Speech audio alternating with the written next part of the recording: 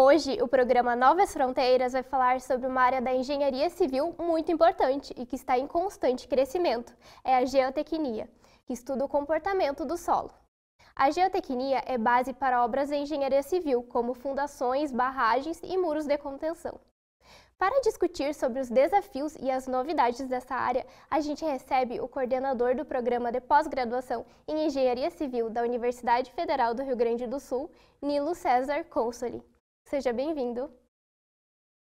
Quem também participa deste bate-papo é o professor de Engenharia Civil aqui na UFN, Márcio Floss. Seja bem-vindo. Obrigado. Então, para começar o nosso bate-papo, professor Nilo, poderia explicar para nós o que é a geotecnia? Eu diria o seguinte, em poucas palavras, a geotecnia é a área da engenharia civil que lida com solos e com as rochas. Na verdade, toda e qualquer obra que é feita sobre ou com estes materiais, tá, estaria lidando com geotecnia. Tá? Então, nós temos, por exemplo, tá, uma casa, tá, onde ela vai ter que ser assente sobre um determinado solo. Então, a compreensão de como é que esse solo vai se comportar, o que vai acontecer devido ao peso da casa sobre esse material, isso tudo tem a ver com o tipo do solo que nós temos, com o comportamento que ele vai ter quando ele receber uma carga.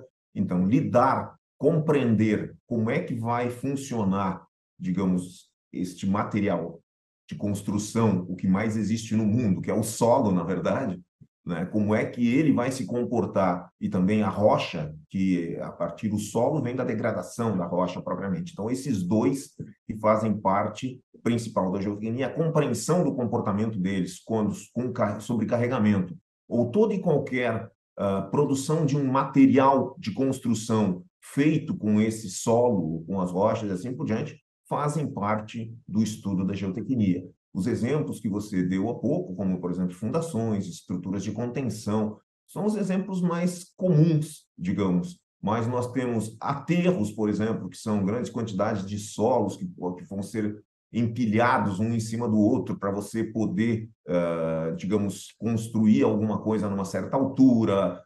Tudo isso tem a ver com o solo, tá? Então, geotecnia é obras que são feitas com o solo, sobre o solo, dentro do solo, tá? E como é que essas obras vão se comportar, como é que elas podem ser estáveis, tá? Para que não tenhamos problemas maiores. Professor Márcio, onde a geotecnia vem sendo aplicada aqui na UFN? Bom, na UFN está sendo aplicado em alguns cursos, né? Por exemplo, no curso de Engenharia Ambiental, já vem trabalhando há um tempo, onde ali é visto, além da caracterização, né, dos solos, verificação das suas propriedades, enfim, acaba se trabalhando um outro braço, ou um dos braços da geotecnia, que seria a geotecnia ambiental. Então, além da parte mais clássica da geotecnia, muitas dessas áreas que o professor Nilo já comentou, também é trabalhado, por exemplo, uma parte um pouco mais química também, vamos dizer assim, que é a interação do solo com contaminantes.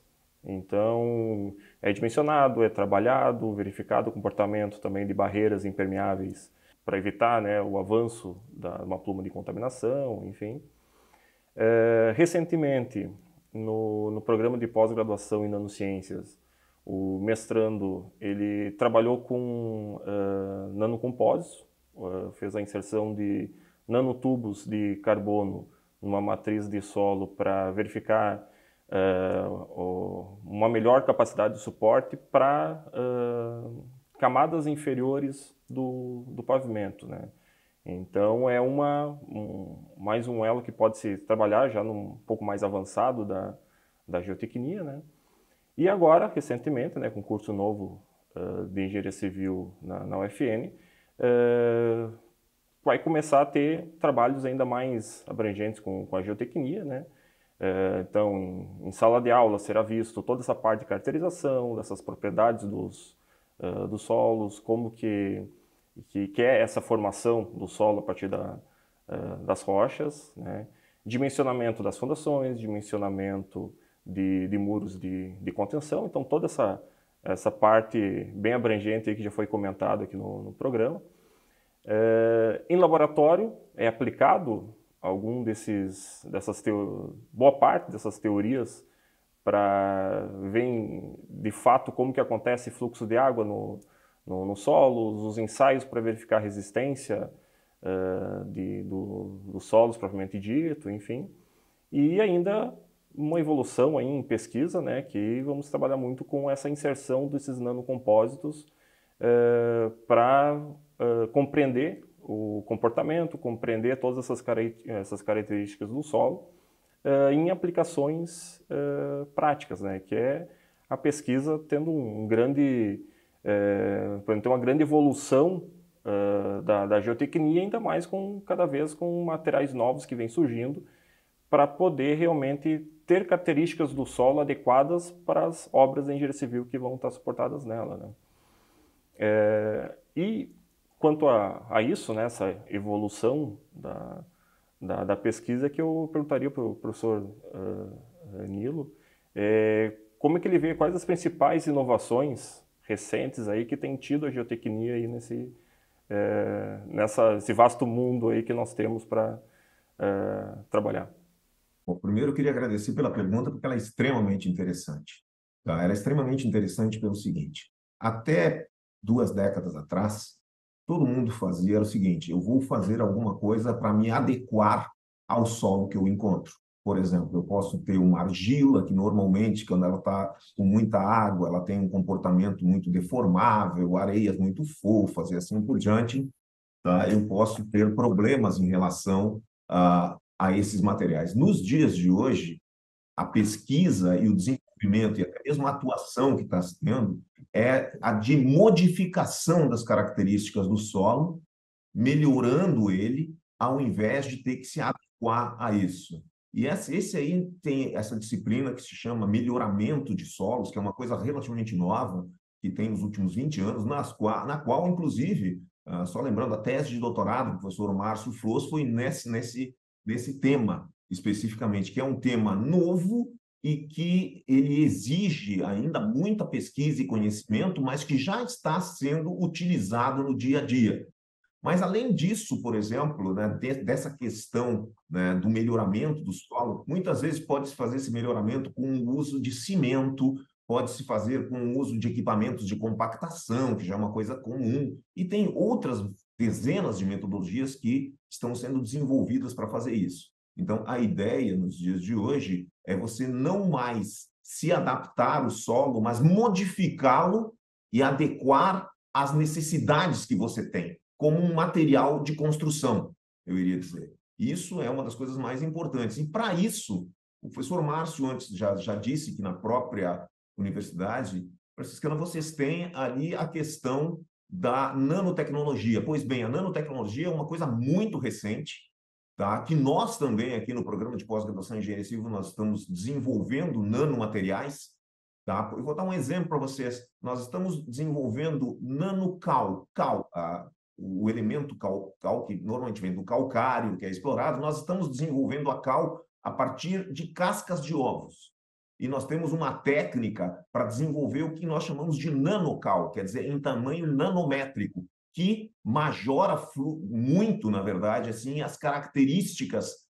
E, ao invés de eu ter que utilizar grandes quantidades de cal, eu posso ter resultados semelhantes com pequenas quantidades, só que com tamanhos nanométricos, ao invés de milimétricos, tamanhos de centímetros, e que muda totalmente as propriedades. Outra coisa que é extremamente importante na geotecnia, em termos de novidade, é a área de geotecnia ambiental, o professor Márcio também falou, e especificamente a expressão sustentabilidade. E os 3 pilares da sustentabilidade, que são o ambiental, o econômico e o social. Então, nós estamos desenvolvendo, digamos, novos materiais, novas técnicas que possam ter resultados mais sustentáveis, em outras palavras, que elas venham afetar menos o meio ambiente, podem ser economicamente vantajosas e possam vir a criar empregos com esses novos materiais geotécnicos que estão sendo desenvolvidos. Esses, eu diria, tá, esses tópicos que eu estou falando para vocês agora são os tópicos mais recentes a nível mundial. E o que é interessante é que nós aqui no Rio Grande do Sul, nessa área de geotecnia, nós somos certamente os melhores do Brasil nessa área, aqui no programa de pós-graduação em Engenharia Civil, que é um programa de excelência da CAPES, mas nós estamos também, nesses tópicos específicos, entre os 3 melhores do mundo. Tá? E é uma coisa muito importante, digamos, estar com esse nível de desenvolvimento, tá? Inovador, na verdade, tá? Que muda certamente todo o patamar do conhecimento que existia até então. Professor Nilo, seguindo nessa linha ambiental que o senhor citou, como os diferentes tipos de solo podem influenciar em obras da engenharia civil? Isso é extremamente importante. O solo ele é classificado normalmente pelo tamanho. Tá? Então, nós temos argilas, que são um tamanho, digamos, de 2 nanômetros para baixo. Nós temos o silt, tá? Que já está, digamos, entre 2 nanômetros e 75 nanômetros. E os solos arenosos, que são superiores a isso, até alguns centímetros, inclusive, e pedregulhos. Tá? Essas são as características. Depois você vem com a rocha propriamente intacta ou em grandes quantidades. Cada um desses materiais tem as suas características específicas. Tá? Você, por exemplo, já é reconhecido que uma argila ela vai ter condições de ser utilizada beneficamente num pavimento ou em alguma coisa que nós quisermos, dependendo da quantidade de água que ela tiver dentro e, portanto, nós temos que lidar com várias variáveis que nós temos, né? Com cada um desses materiais, nós temos que caracterizá-los, compreendê-los e aí, já com o conhecimento existente, saber o que nós devemos fazer para poder utilizar eles de uma forma consistente que não vai causar problemas depois. Mas caracterizar o material, saber os seus tamanhos e o que é que leva ao uso de cada um deles é algo extremamente importante, tá? E fundamental em qualquer projeto que a gente venha fazer. Portanto, a caracterização é o fundamento para nós podermos decidir sobre o que fazer com aquele material, como fazer da melhor forma e assim por diante. Professor Márcio, que alternativas podem ser abrangidas para adequar o comportamento do solo? Bom, as perguntas vão tomando um rumo assim conforme vai vindo as perguntas e está tendo um enredo bem interessante, né? Porque a partir dessa caracterização que o professor Nilo comentou é que vai ser definido uma das diversas alternativas que nós temos, né? A gente fala muitas vezes aqui que vem vindo essas inovações, enfim, mas a parte de melhoramento de solo, na verdade, já vem de milhares de anos atrás e com evoluções, né? E dentre dessas que se tem, por exemplo, que é utilizado bastante, que o professor Nilo já comentou, é a compactação dos solos, né? Então, já que o solo ele é uma matriz trifásica, né? Então nós temos gases, nós temos líquidos, nós temos os sólidos. Uma das alternativas que se tem é fazer essa compactação em que a gente consegue eliminar os vazios que estão presentes no solo, conseguindo uma melhor densificação desse material, o que vai reproduzir também uma melhoria na resistência desses materiais. Então, por si só, sem utilizar nenhum outro material, né? Simplesmente eliminando esses vazios. Da mesma forma, que está mudando um pouco dessa questão de caracterizações, que seria modificar a granulometria do material, seria adicionar alguns elementos ali para conseguir fechar esses vazios, que é colocar materiais mais finos dentro dessa matriz e mudando a granulometria você consegue também ter um melhoramento das propriedades, tanto para questões hidráulicas como de resistência, né? E além de todas essas alternativas que também comentamos, que é inserção de cimento no material, então colocar um aditivo, um aglomerante nesse material que vai reproduzir praticamente um novo material, um novo solo, né, em que o cimento, além de fazer a cimentação dessas partículas, ainda está como sendo um material fino, né, preenchendo os vazios. Além da cal, do cimento, tem a cal, que é outro material, então dependendo das propriedades do solo, Se for argiloso ou se for arenoso, a gente faz essas substituições aí, essas escolhas, cimento, cal, enfim. E está vindo também essas outras inovações que foi comentado, né, das nanomateriais, que ainda tem muita pesquisa a ser feita, né? Embora se trabalhe como sendo apenas um material escalar, né, com outra dimensão, mas tem visto que mudar a dimensão de certos materiais também muda o comportamento dele, né? Então ele pode ter alguns comportamentos até diferentes do que ele tinha numa escala macro ou mesmo micro, né? Então vem evoluindo, vem sempre uma pesquisa gera bons resultados e principalmente geram muitas outras dúvidas, né? E que a gente vai evoluindo, vai aumentando, vai aparecendo novos materiais para serem estudados e verificando esses comportamentos para posteriormente poder realmente entrar na prática, né?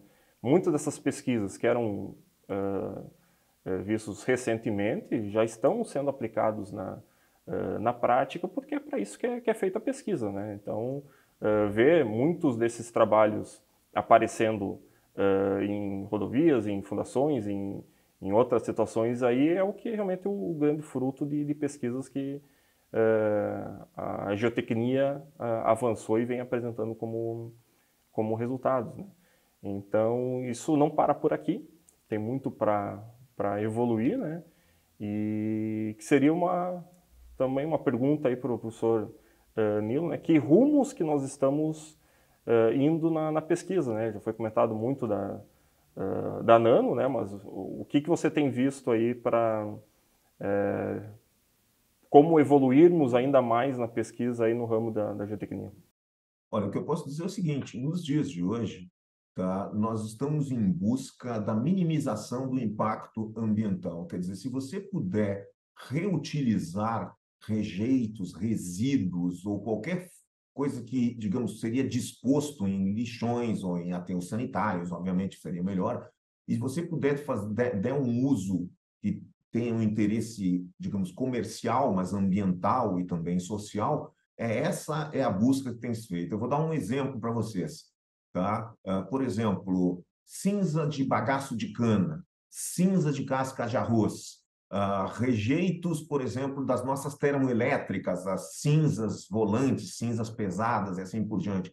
Todas elas têm determinadas propriedades, mas têm também determinados problemas que, se resolvidos, digamos, eles podem se tornar, esses materiais, eles podem ser precursores para fazermos cimentos alcaletivados, tá? Que é uma nova linha de pesquisa também mundial que começou há cerca de 15 anos atrás para concretos, mas hoje nós estamos trabalhando com, ao invés de utilizar o cimento Portland, por exemplo, nós estamos desenvolvendo novos cimentos utilizando os rejeitos mais variados, tá? Que anteriormente podiam ser dispostos em aterros sanitários, mas que hoje eles estão sendo utilizados para produzir novos materiais, inclusive novos cimentos, tá? Hoje em dia, eu vou dar um exemplo para vocês bastante clássico. Todo mundo sabe, por exemplo, que houve as rupturas de barragens de rejeito em Minas Gerais, tá?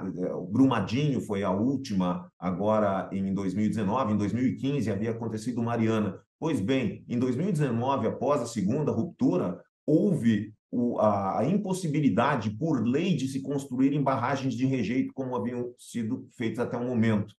No entanto, onde é que vai se colocar esse rejeito? Que são milhões de toneladas, na verdade.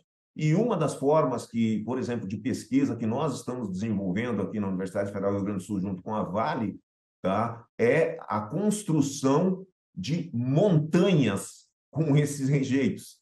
Só que montanha significa, você vai simplesmente, como é que você vai garantir a estabilidade disso, aquilo? Então, existe toda uma técnica de deságue da água propriamente dessas montanhas aí, desse rejeito, a compactação, a adição de cimento nisso e a criação de montanhas de até 300 metros de altura, tá? Que são chamados aterros, né, que tem o intuito deles nós termos essa disposição desse rejeito de mineração, tem de ferro, de ouro, de zinco, tem uma quantidade enorme, na verdade, tá? De uma forma segura, tá? E num local concentrado, que não vai, digamos, causar um grande problema, já que a gente vai fazer localizações e vai ser muito concentrado naquilo. E só para vocês terem ideia, nós estamos produzindo um cimento a partir do próprio rejeito da mineração de ferro.